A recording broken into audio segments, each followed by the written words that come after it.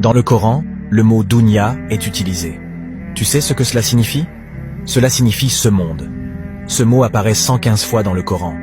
Est-ce que les gens le savaient à l'époque? La plupart non. De même, le mot l'au-delà est également utilisé 115 fois. Les mots ange et diable reviennent respectivement 88 fois. Le mot vie est mentionné 145 fois dans l'ensemble du Coran, tout comme le mot mort. Les bonnes actions sont mentionnées 167 fois, tout comme les mauvaises actions. Le mot zakat, qui veut dire l'aumône, est répété 32 fois, ainsi que le mot bienfait.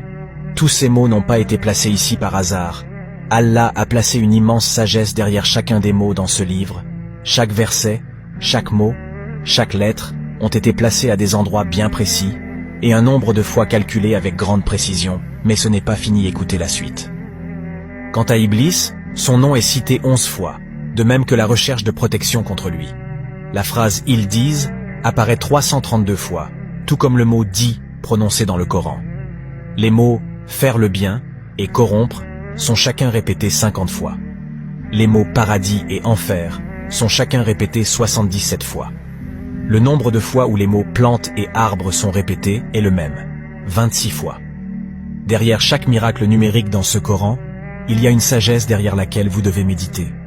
Comment est-il possible que sur une période de 23 ans, le mot « moi » ne soit utilisé que 12 fois, et les mots « jour » ne sont mentionnés que 365 fois?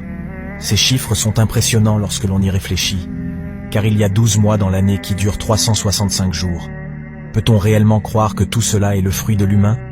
Impossible. Le Coran est bien trop précis et parfait pour être la création d'une créature terrestre.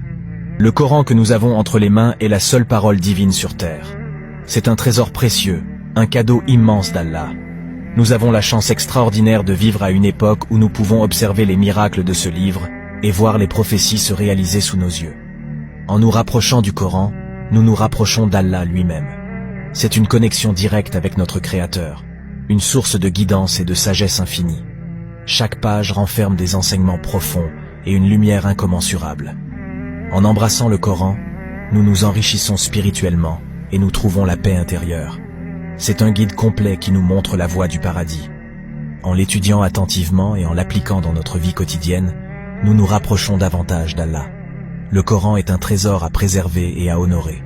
Plongeons dans ses enseignements, méditons sur ses versets et laissons sa lumière éclairer notre vie.